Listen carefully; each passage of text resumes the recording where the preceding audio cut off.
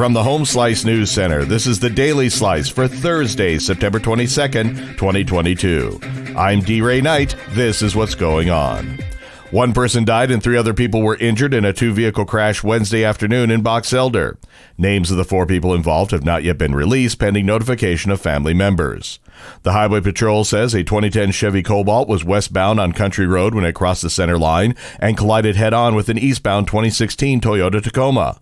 The 50-year-old male driver of the Cobalt was pronounced dead at the scene. The 31-year-old male driver of the Toyota sustained serious, non-life-threatening injuries, while 2 juvenile passengers received minor injuries. The 3 were transported to our Rapid City Hospital.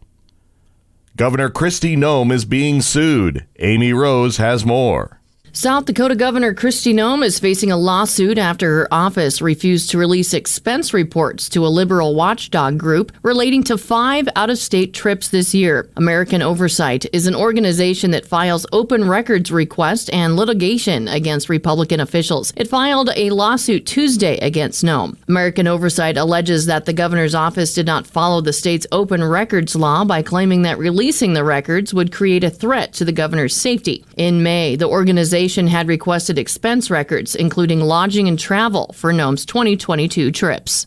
Rapid City, Ellsworth Air Force Base, and the world will get their first look at the B-21 Raider stealth bomber during the first week of December. Senator Mike Rounds announced Wednesday the B-21 Raider will be publicly unveiled during the first week of December in California.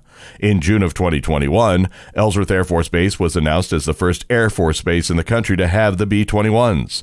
Rounds is a member of the U.S. Senate Armed Services Committee, which has shepherded the development of the next-generation bomber.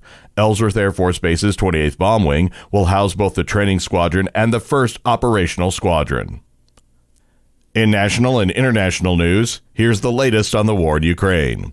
Officials say Russian missile strikes in the southern city of Zaporizhzhia left 1 person dead and 5 others wounded, as Ukrainian shelling in Russian-controlled Donetsk city killed at least 5 people. Zaporizhzhia Governor Oleksandr Staruk said Thursday Russian forces targeted infrastructure facilities and also damaged nearby apartment buildings. In Donetsk, at least 5 people were killed when Ukrainian shelling hit a covered market and a passenger minibus.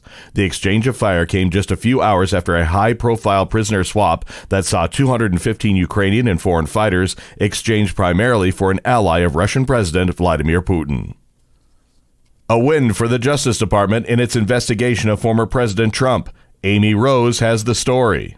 A federal appeals court has lifted a judge's hold on the Justice Department's ability to use classified records seized from former President Donald Trump's Florida estate in its ongoing criminal investigation. The ruling Wednesday from the U.S. Court of Appeals for the 11th Circuit in Atlanta clears the way for investigators to continue scrutinizing the documents as they evaluate whether to bring criminal charges over the storage of top-secret government records at Mar-a-Lago. The court notes that Trump presented no evidence that he had declassified the sensitive records, and it is rejecting the possibility that Trump could have an individual interest in or need for the roughly 100 documents marked as classified.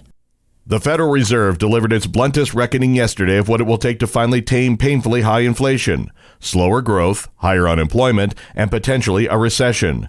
Speaking at a news conference, Chair Jerome Powell acknowledged what many economists had been saying for months, that the Fed's goal of engineering a soft landing, in which it would manage to slow enough growth to curb inflation but not so much as to trigger a recession, looks increasingly unlikely.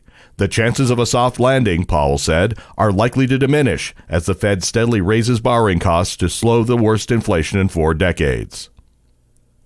Your weather forecast from the Home Slice Weather Center.